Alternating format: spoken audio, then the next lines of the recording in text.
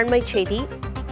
திருவள்ளூரில் சிறுமியை பாலியல் வன்கொடுமை செய்தவரின் தெளிவான புகைப்படம் முதல் முறையாக வெளியாகியிருக்கிறது.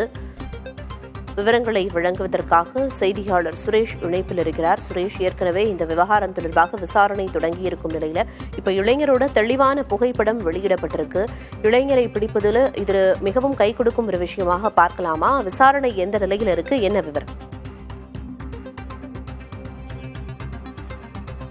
பிரியதர்ஷினி, தற்போது நாம் இருக்கக்கூடிய இந்த பகுதியில் தான் சிறுமி பாலியல் வன்கொடுமைக்கு உள்ளான அந்த நிகழ்வு நடைபெற்ற இடம். சிறுமி ரயில் நிலையத்துக்கு மேலே இருக்கக்கூடிய நடைபாதை வழியாக நடந்து தனது பாட்டி வீட்டிற்கு செல்லும் பொழுது அந்த சம்பவத்தில் ஈடுபட்ட பாலியல் துன்புறுத்தல் மற்றும் பாலியல் வன்கொடுமையில் ஈடுபட்ட அந்த இளைஞர் இந்த இடத்தில் தான் நாம் பார்க்கக்கூடிய இந்த சாலை தான் சிறுமி நடந்து சென்ற சாலை. இந்த சாலையில் தான் சிறுமிக்கு மிகப்பெரிய அளவில் தூக்கிச் சென்று அவரை மாந்தோப்பில் வைத்து பாலியல் வன்கொடுமை ஈடுபட்டிருக்கிறார். பெரும் தாக்குதலுக்கு ஆளாக்கி இருக்கிறார். நாம் பார்த்த இந்த இடத்தில் தான் அந்த இளைஞன், இந்தி பேசக்கூடிய இளைஞன், நடந்து சென்று சிறுமியை குண்டுக்கட்டாக தூக்கி கொண்டு உள்ளே ஓடும் காட்சிகள் எல்லாம் இடம்பெற்றிருக்கின்றன.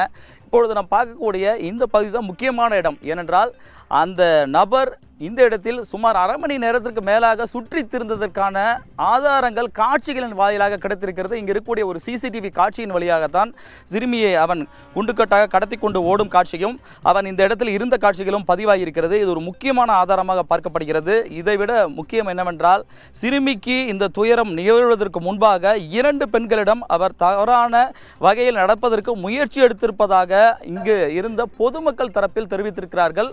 அதாவது குறிப்பாக வயது அதிகமான பெண் ஒருவர் மாடு ஓட்டிக்கொண்டு இந்த பகுதியை கடந்து செல்லும் பொழுது அவரிடம் தவறான வகையில் நடப்பதற்கான வார்த்தைகளை பிரயோகித்திருக்கிறார். அதே போன்று செய்கைகளையும் செய்திருக்கிறார் என்று கூறுகிறார்கள்.